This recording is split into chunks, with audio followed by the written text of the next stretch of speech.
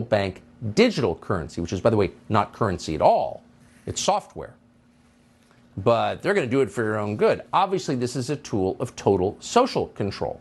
If they control your money, if they can zero out your bank account with a keystroke, then you have no autonomy. They control you. Well, in the state of South Dakota, legislators just passed a bill that would have changed the definition of money to exclude cryptocurrency, and that would put the state on a path to centralized digital currency.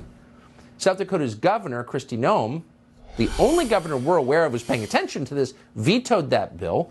She joins us tonight to explain why. Governor, thank you very much for doing this first and for coming on. Why did you do it? You're obviously under pressure not to veto it, but you did. Why did you? Well, Tucker, it was the right thing to do. I became aware of this bill. It wasn't introduced until almost halfway through our legislative session. We started reading through this bill that was over 110 pages long.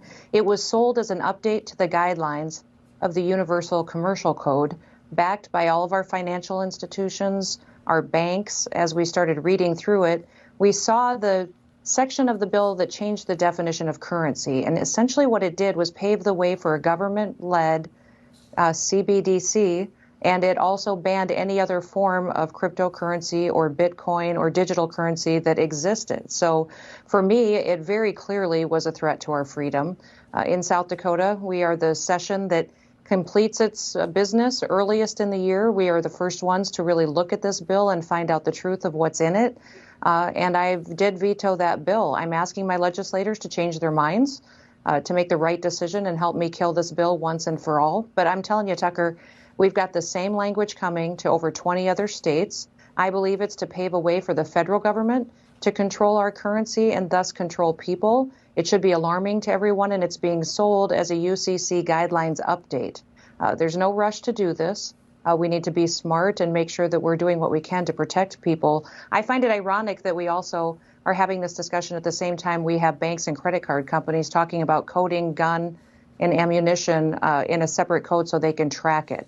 So not only can they tie these two issues together, if the government doesn't approve of what you're purchasing, if they have the only form of digital currency out there and that is endorsed and utilized in the country, they can control how you spend that money and thus take away all your freedom. It's so nicely put, and I don't think you're overstating at all the significance of this. Really quickly, do you think, and you want to give everyone the benefit of the doubt on their motives, but do you think that legislators in your state understand what this bill was actually designed to do?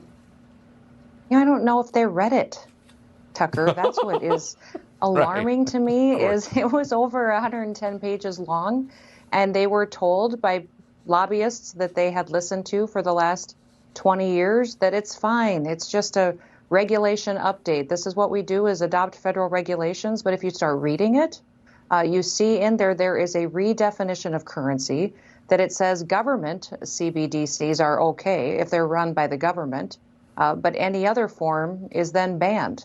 It is clearly a change for how people's assets are utilized. It clearly limits the freedom of people to use other forms of currency that they may choose to if it is a digital currency.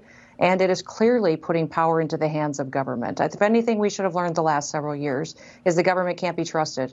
Bill Tucker, what I was surprised by was that, the bills that have made it to my desk this year, people think about South Dakota being conservative and being a very Republican state. The first bill I had to veto was a tax increase. Now this has made it to my desk.